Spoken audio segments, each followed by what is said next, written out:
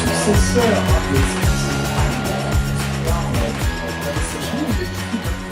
on va surtout aussi parler du SMS et puis les chiffres, on va dévoiler avec la F2Z, qui fait plaisir de parler ce matin, les chiffres 2018 du SMS marketing. Alors, les amis, est-ce que le SMS marketing est un format dynamique? Oui. Ah, on a pas de chiffres par contre. Bonjour à tous et à toutes, je fais gauche et droite, c'est bon. Donc, juste avant de commencer avec les chiffres, je vais prendre juste les petites appels, je sais pas où il y a. Voilà, comme ça, donc, avant de commencer avec les chiffres, je vais juste présenter la FMM pour ceux qui ne la connaissent pas. Donc, on a été créé en 2005 par les opérateurs Bouygues Télécom, Orange et SFR. Au départ, donc, guichet central de réservation pour les SMS+. Depuis, on va dire, jusqu'à il y a un an, nos activités étaient très centrées sur le paiement sur facture.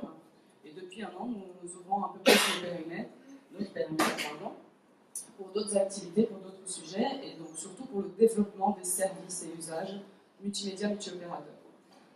Donc, pourquoi nous parlons du SMS marketing? Parce que depuis 2015, les opérateurs ont créé leur plan de numérotation pour les push SMS, donc les SMS marketing. Depuis 2017, nous consolidons les chiffres des opérateurs pour constituer un baromètre que nous publions maintenant tous les ans. Les ans, c'est un peu prétentieux, ça fait 2 ans. Mais bon, voilà, ça va être la 2e année. Et donc voilà, donc ça fait partie des chiffres que l'ANEMA France va publier aujourd'hui et le baromètre sera publié, le baromètre qui est un tout petit peu complet mais avec quelques informations en plus, il sera publié sur le site de la FMM ce soir et demain.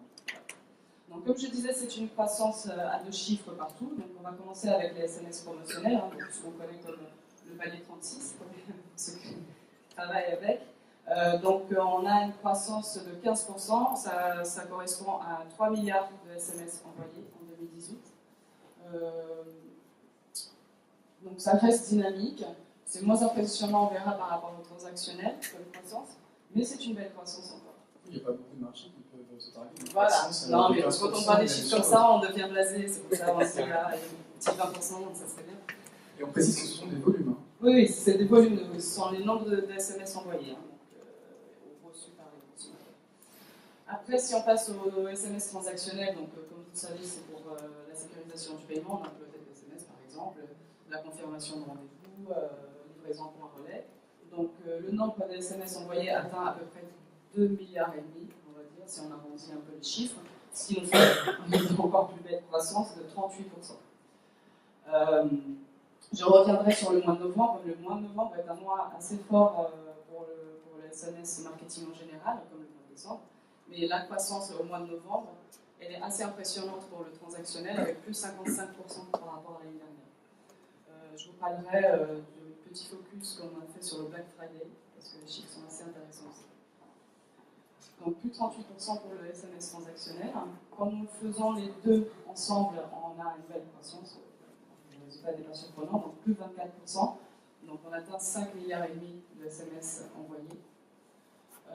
Si je reviens, donc, comme je vous disais, au mois de novembre, on a eu plus de 600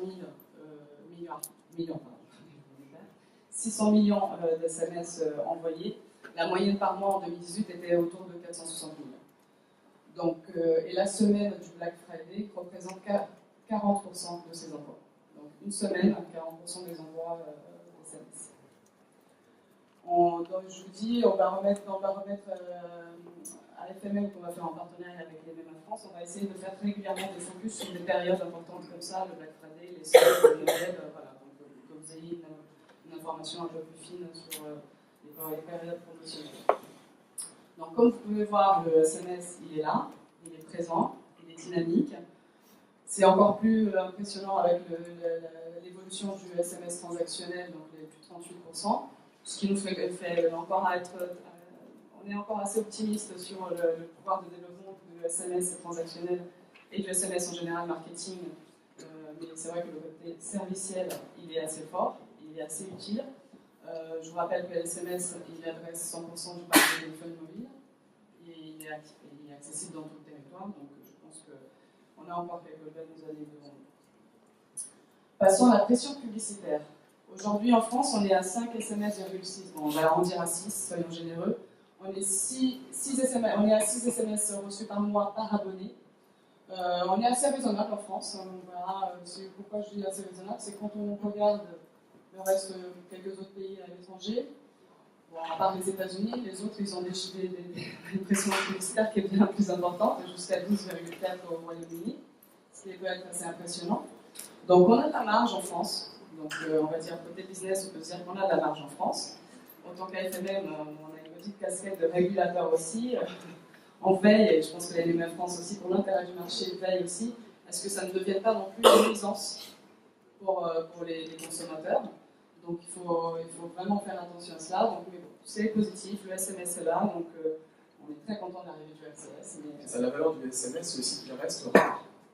Il reste rare, c'est un plan de oui, c'est l'importance. Donc merci. Jean-Philippe, peut-être un mot aussi sur ces chiffres. Nathalie disait, voilà, contrairement à l'idée reçue, ça reste un marché en très forte croissance. Hein. C'est un marché en très forte croissance, c'est d'autant plus remarquable que la technologie existe depuis longtemps. Elle a quoi là, 25 ans maintenant, 30 ans Je sais pas, et c'est d'autant plus remarquable que ça existe depuis longtemps et que, si on regarde bien ces chiffres quand même, la France n'est pas spécialement en avance. Alors, c'est pas une question de timing, c'est une question d'usage. Il y a encore, quand on compare au Royaume-Uni, on se demande bien pourquoi on utilise 2 fois moins ce canal que nos amis d'outre-Manche. Donc, je pense qu'au niveau annonceur, on a là des questions à se poser sur, effectivement, peut-être sur certains usages, penser à reprivilégier ce service. Notamment le domaine serviciel, vous êtes devant. Domaine serviciel, effectivement, sur le cycle de vie client, mais également, comme on voit, sur des sujets promotionnels. Très bien, merci en tout cas Nathalie et à la deuxième d'être partenaire.